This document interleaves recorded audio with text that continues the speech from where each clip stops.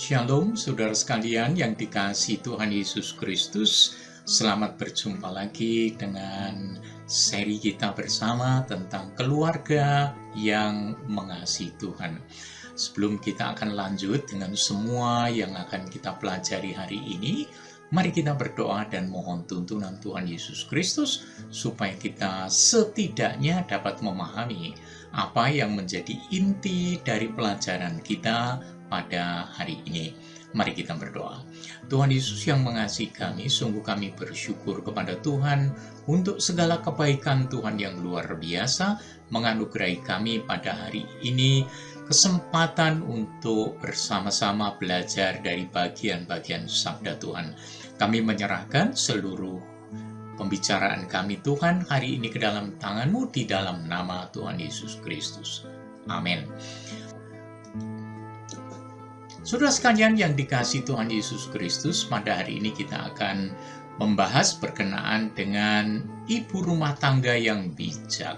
Kita masih terus membicarakan tentang keluarga yang mengasihi Tuhan. Kemolekan adalah bohong dan kecantikan adalah sia-sia. Tetapi istri yang takut akan Tuhan dipuji-puji. Itu diambil dari Amsal pasal 31 ayat yang ke-30. Ibu-ibu yang dikasihi Tuhan, kira-kira senang tidak jika anak-anak menyebut ibu-ibu sekalian sebagai orang yang bahagia? Ibu-ibu selalu mendapat penghargaan yang luar biasa. Buktinya di Indonesia ada Hari Ibu, tetapi tidak ada Hari Bapak, bukan? Namun kita tahu bahwa tidak semua ibu adalah ibu yang bijak. Ada ibu yang memukuli anak-anaknya. Bahkan kita mendengar ada ibu yang membunuh anak kandungnya sendiri. Apakah memang zamannya sudah zaman edan, atau karena banyak orang yang tidak mengenal ajaran Tuhan? Hari ini kita akan mempelajari ajaran Alkitab mengenai sosok ibu. Para bapak harap bersabar dan mempelajarinya untuk bekal memberi nasihat pada anak mantunya yang putri dan menolong istrinya agar menjadi istri yang bijak. Ibu itu sebenarnya adalah pengelola keuangan keluarga. Di dalam rumah tangga, ibu memiliki banyak daftar pekerjaan yang rutin setiap hari. Seorang ibu berperan sebagai pendidik, sebagai perawat, sebagai koki, sebagai manajer keuangan, sebagai pendua syafaat, dan lain sebagainya. Ia harus melakukannya setiap hari dari pagi sekali hingga tengah malam.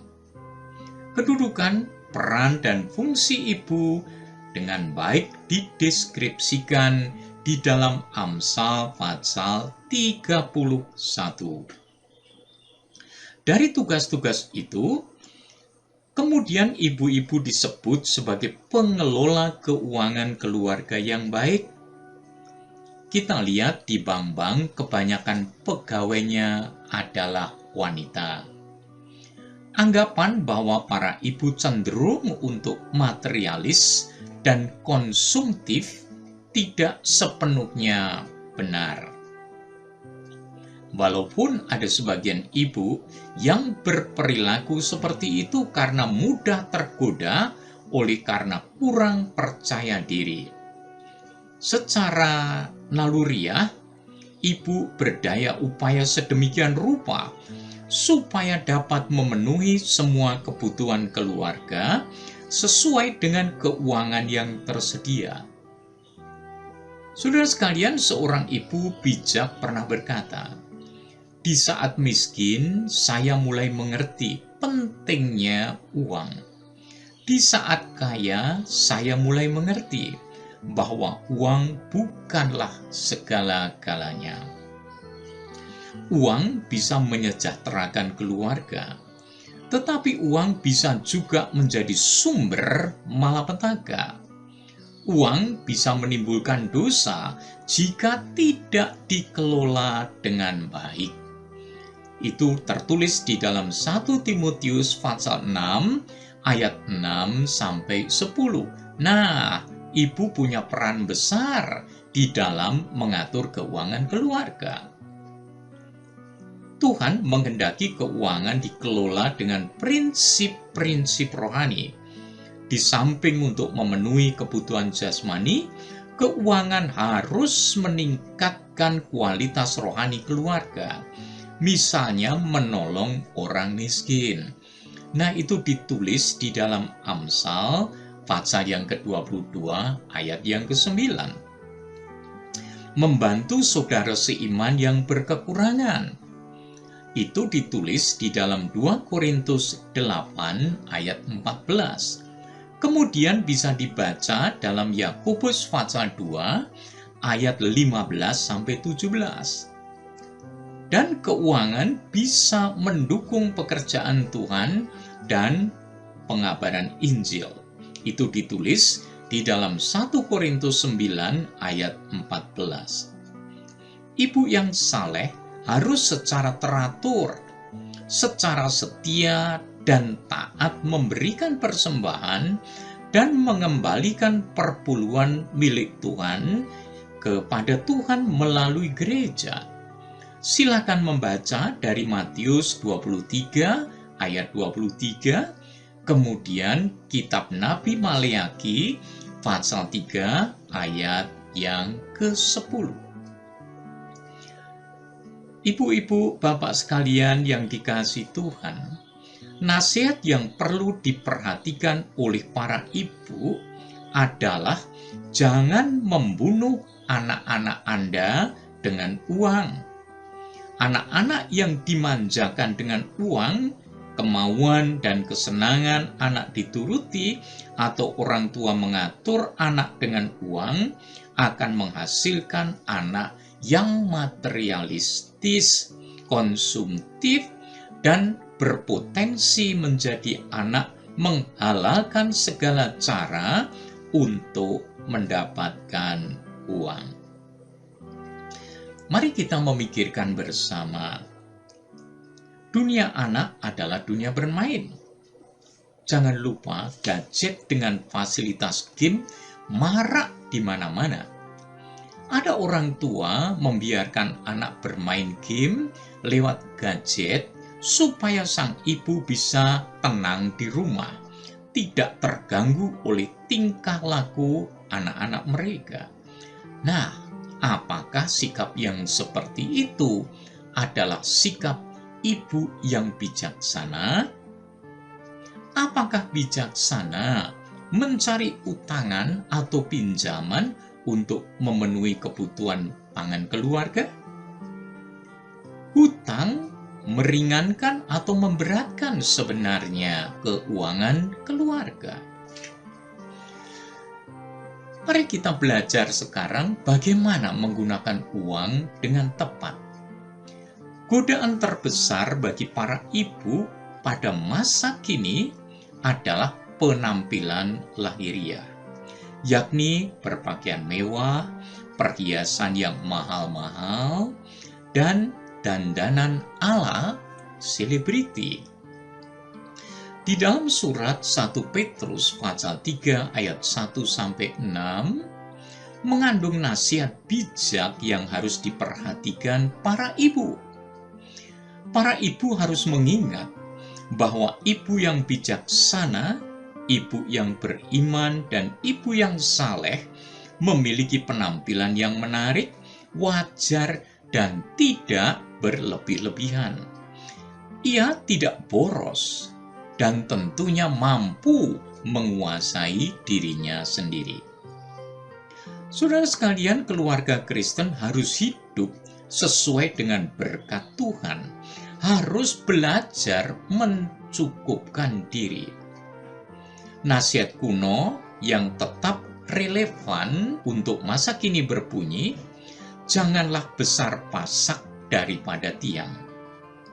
Artinya, pengeluaran harus disesuaikan dengan pendapatan. Konsultan keuangan keluarga menyarankan supaya sebagian pendapatan disisihkan untuk ditabung. Adalah bijaksana menerapkan pola hidup yang bersahaja. Gaya hidup hemat, jangan lupa ini tidak sama dengan kikir, perlu dibudayakan. Waspada terhadap godaan untuk hidup boros. Pertimbangkan, rencanakan, dan anggarkan keuangan dengan baik. Janganlah mudah terpengaruh oleh iklan, karena banyak iklan yang merayu kita agar membeli produknya dan membawa kita menjadi konsumtif. Jangan mudah tergiur dengan produk diskon. Ingat, produk diskon akan selalu ada. Itu adalah trik dan teknik di dalam marketing atau memasarkan produk-produk tertentu. Cermat dalam menggunakan kartu kredit kalau kita punya kartu kredit. Ingatlah bahwa banyak keluarga mengalami kesulitan keuangan karena beban utang kartu kredit. Jangan tergoda gaya hidup jet set atau berfoya-foya dan hura-hura.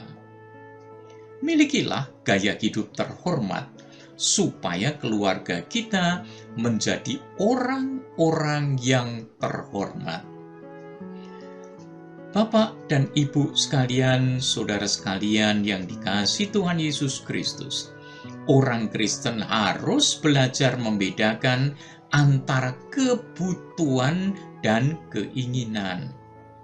Kebutuhan harus dipenuhi, sedangkan keinginan sering menjerumuskan. Silakan membaca Yakobus pasal 1 ayat 14 sampai dengan 15. Yang berikutnya adalah peran ibu di dalam mendidik putra-putrinya. Ini diambil dari 2 Timotius pasal 1 ayat 5, pasal 3 ayat yang ke-15. Menurut Amsal 1 ayat 8, dikatakan, "Hai anakku, dengarkanlah didikan ayahmu, dan jangan menyia-nyiakan ajaran ibumu, sebab karangan bunga yang indah itu bagi kepalamu, dan suatu kalung bagi lehermu." Ibu dan ayah harus bekerja sama dalam mendidik anak-anak. Anak laki-laki perlu dididik supaya hidup dengan karakter laki-laki. Dalam hal ini, figur ayah dibutuhkan supaya anak laki-laki jangan menjadi kewanita-wanitaan. Anak perempuan perlu dididik supaya bertumbuh dalam karakter sebagai wanita. Figur ibu dibutuhkan supaya anak perempuan tidak bertindak dan mengidentifikasi dirinya sebagai laki-laki. Menurut James Dobson, perilaku gay atau perilaku homoseksual secara psikologis banyak terjadi karena salah asuh dari orang tua mereka. Salah satu unsur pendidikan anak yang perlu diperhatikan orang tua adalah penegakan disiplin. Silakan membaca dari Amsal 23 ayat 13 sampai dengan ayat yang ke-14. Namun satu hal yang tidak boleh dilupakan oleh bapak dan ibu di dalam mendidik anak-anak adalah tugas utama kita menginjili anak-anak. Perkenalkanlah sedini mungkin anak-anak kita kepada Tuhan Yesus Kristus. Didiklah mereka hidup dalam kasih sayang Tuhan Yesus Kristus. Menginjili anak merupakan hal yang penting sekali dalam keluarga kita masing-masing. Jangan lupa, anak-anak perlu juga mendengar berita keselamatan dan percaya kepada Tuhan Yesus Kristus supaya mereka semua diselamatkan menjadi anggota keluarga Allah. Itu sebabnya kita harus menghargai anak-anak dengan berbicara lembut kepada mereka, menuntun mereka kepada kehidupan yang saleh, kehidupan yang takut akan Tuhan. Injililah mereka sebelum mereka diinjili oleh gadget mereka. Saudara sekalian yang dikasihi Tuhan Yesus Kristus, hasil didikan iman di keluarga, menyampaikan berita Injil kepada anak-anak. Sebab aku teringat akan imanmu yang tulus ikhlas, yaitu iman yang pertama-tama hidup di dalam nenekmu Louis dan di dalam ibumu Unike, dan yang aku yakin hidup juga dalam dirimu. Kemudian ingatlah juga bahwa dari kecil engkau sudah mengenal kitab suci yang dapat memberi hikmat kepadamu dan menuntun engkau kepada keselamatan oleh iman kepada Yesus Kristus atau kepada Kristus Yesus. Jadi, ibu yang bijak, ayah yang bijak, selalu menuntun anak-anaknya untuk hidup dalam iman kepada Kristus Yesus. Ayat-ayat ini adalah surat Rasul Paulus kepada Timotius yang masih muda, mengingatkan dia bahwa iman neneknya, iman ibunya diwariskan kepadanya. Sehingga ibu dan bapak sekalian yang dikasihi Tuhan, jangan lupa kita mengajari anak-anak kita, mendidik mereka di dalam iman kepada Tuhan Yesus Kristus. Kesimpulannya, ibu adalah anugerah Tuhan bagi rumah tangga. Oleh karena itu, seorang ibu harus menjalankan perannya dengan baik sehingga rumah tangga menjadi bersih, tertib, nyaman, dan membahagiakan keluarga. Hargai dan hormati suami agar anak-anak dapat meneladani, menghormati, dan menghargai ibu mereka. Saudara sekalian yang dikasihi Tuhan Yesus Kristus, demikianlah pokok-pokok pemikiran yang saya sampaikan berkenaan dengan keluarga yang mengasihi Tuhan, yang bertemakan kali ini adalah peran ibu rumah tangga yang bijak. Kiranya Tuhan memberkati kita semua, memberkati ibu-ibu, memberkati bapak-bapak, dan memberkati anak-anak kita semua. Bahkan memberkati cucu-cucu kita. Mari kita berdoa dan menyerahkan semuanya ini kepada Tuhan. Terima kasih Tuhan Yesus untuk berkat-Mu bagi keluarga. Terima kasih Tuhan memberkati bapak-bapak, ibu-ibu, anak-anak dalam keluarga kami semua. Terpujilah nama-Mu sampai selama-lamanya. Kami serahkan diri kami serahkan keluarga kami sepenuhnya di bawah bimbingan Roh Allah sendiri. Dalam nama Tuhan Yesus Kristus, kami sampaikan seluruh doa dan permohonan kami, sekaligus seluruh keluarga kami. Terima kasih Tuhan Yesus. Amin. Terima kasih saudara sekalian yang dikasihi Tuhan. Sampai jumpa pada kesempatan-kesempatan yang berikut dalam tema yang sama, keluarga yang mengasihi Tuhan. Terima kasih.